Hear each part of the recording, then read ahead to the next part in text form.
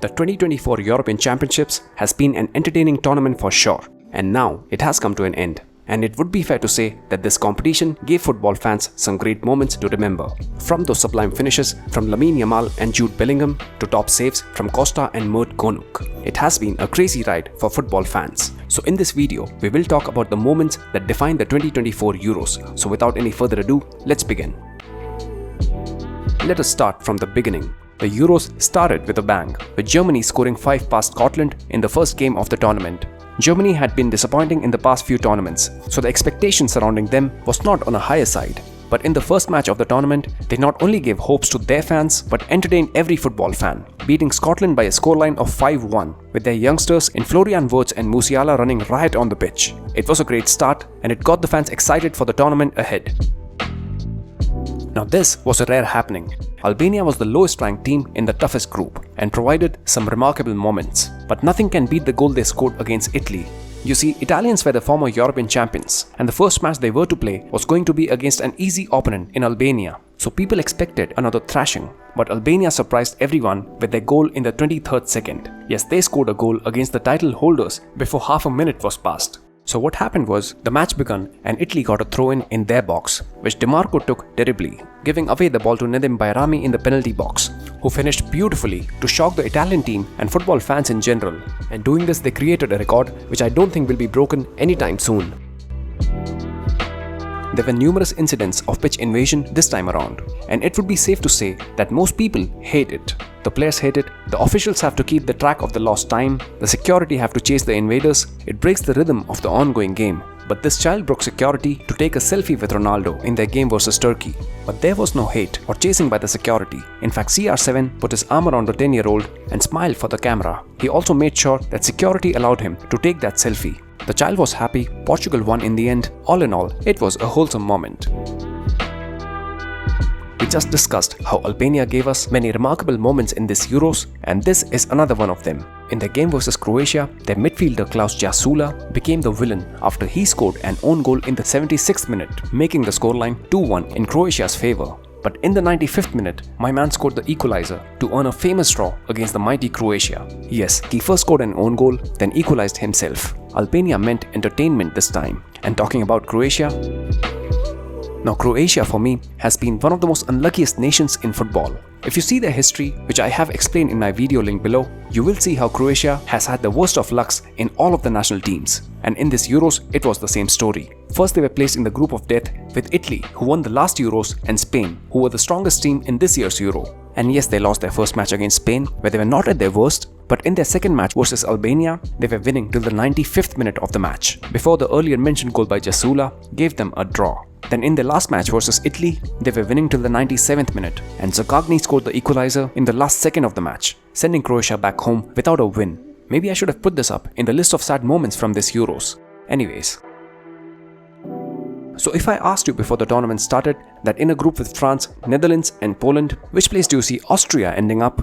I don't think many would say in the top, right? But they surprised every football fan. They scored 3 goals past both Poland and Netherlands, and yes, they lost to France by 1 goal, but to be honest, in hindsight, it feels like it was a fluke. Anyways, Austria with Ralf Rangnick's brand of pressing football finished the group stages in the top of Group D, with teams like France and Netherlands behind them.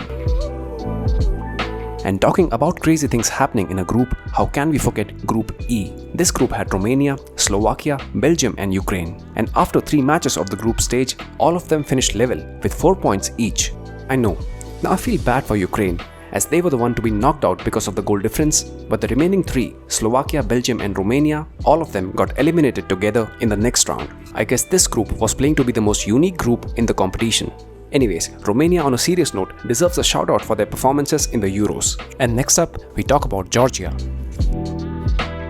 See, I know, now FIFA rankings are not the most trusted platform to judge teams, but again, they have been doing it for so long, they have to mean something, right?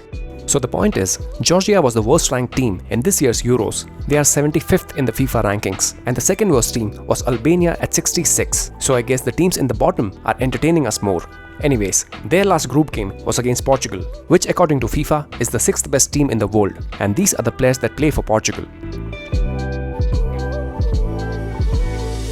And Georgia beat this Portugal side by 2-0. and in their first ever international competition they participated in, they reached the knockout stages. What a moment for their team and the fans. Now let's talk about some heroics by the goalkeepers. See, Turkey's whole run this year in itself is worth mentioning, and the reason for that is because Turkey didn't have the best team out there, but every player was putting maximum efforts. That curling goal scored by Arda Guller was also a moment worth discussing, but I want to talk about that save from Mert Günok. In a competition where teams like Belgium and Netherlands struggled to make it to the round of 16, Turkey qualifying for it comfortably was a big thing in itself, and they were to face Austria, who 2 months ago scored 4 goals past them and was a clear favourite. But Turkey played brave football and scored a goal in the first half, then another when the second half begun. Then Austria scored a goal in the 66th minute. And in the dying minutes of the match, Baumgartner got a great opportunity to score, and he headed the ball towards the far post, and Mert Günok at full stretch pulled an extraordinary save. That attempt was so good that it would have been a goal 8 out of 10 times. But Günok took upon himself and took Turkey to the quarterfinals. Now, talking about goalkeepers, I have to talk about Diego Costa and his heroics versus Slovenia. Portugal played them in the round of 16, and they played a bad game in the attack. They failed to create clear opportunities. Ronaldo even got a chance to take Portugal to the next round with a penalty. But Jan Oblak pulled a great save for Slovenia. So shout out to him as well. Match then went to penalties, and both the teams had equal chance to qualify for the next round. But the Portuguese goalkeeper Diego Costa saved 3 spot kicks back to back and sent his side through to the quarterfinals. And doing so, he became the first goalkeeper to not concede in a Euro penalty shootout and to save 3 penalties in a Euro game. Extraordinary stuff by Costa. Next up, the most competitive game of the tournament. Both Spain and Germany were not the favourites coming into the competition, but they became favourites because of their performances, and the quarterfinal tie was without a doubt the best match of the tournament. Both teams were attacking and trying their best to score. Spain scored the first goal through Dani Olmo in the 51st minute, and it looked like it would be a 1-0 win for Spain. But Florian Wirtz in the 89th minute equalized and took the match to extra time. And after what was an entertaining encounter between 2 European heavyweights, Mikel Moreno scored in the 119th minute, which was moments after Fulkrug got a chance to score in the opposite end. So Spain qualified in the end, leaving the host out of the competition. See, England reached the final of the last Euros as well, and Bukayo Saka was the man everyone talked about as he missed the last penalty which made Italy the champions of Europe. And 3 years later, England found themselves trailing in the quarterfinals versus Switzerland, and Saka in the 80th minute scored the goal to equalize. Then in the shootouts, he converted his penalty to take England to semi-finals. Quite a redemption for the young man. Lamine Yamal has been making history at every turn this Euros. I mean, he was so young that he was not allowed by the German law to be on the field after 11 PM. So of course in the first match, he became the youngest player to start in the European Championship. Then in the same match, he went on to become the youngest player to provide an assist in the Euros. Now people wanted to see him score, and it took until the semi-final game against France to get his first goal. But it was worth the wait. Spain was trailing by a goal, and my man took upon himself to take his side ahead. His curling strike from outside the penalty area found the top corner, and what a goal it was.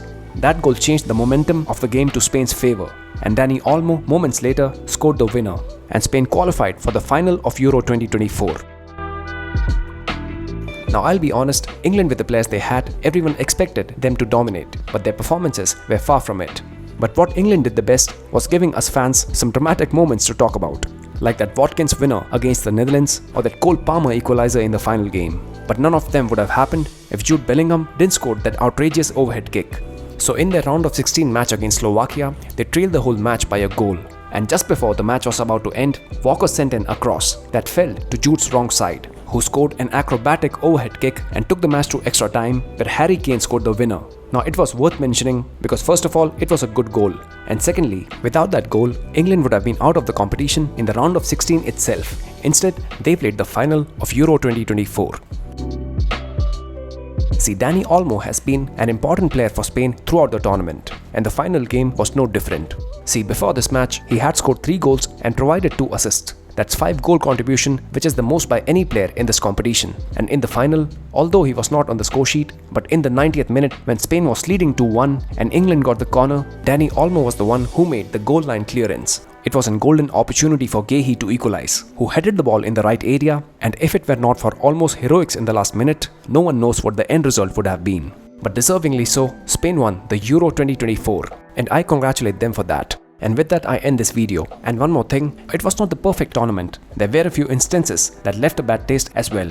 So in the next video, we will talk about the negative side of this year's European Championship. But I want to know your thoughts. I respond to every single comment, so let me know if I missed any noteworthy moment from this tournament. Also like this video and subscribe to Football Ledger. And I'll see you on the next one. Ciao.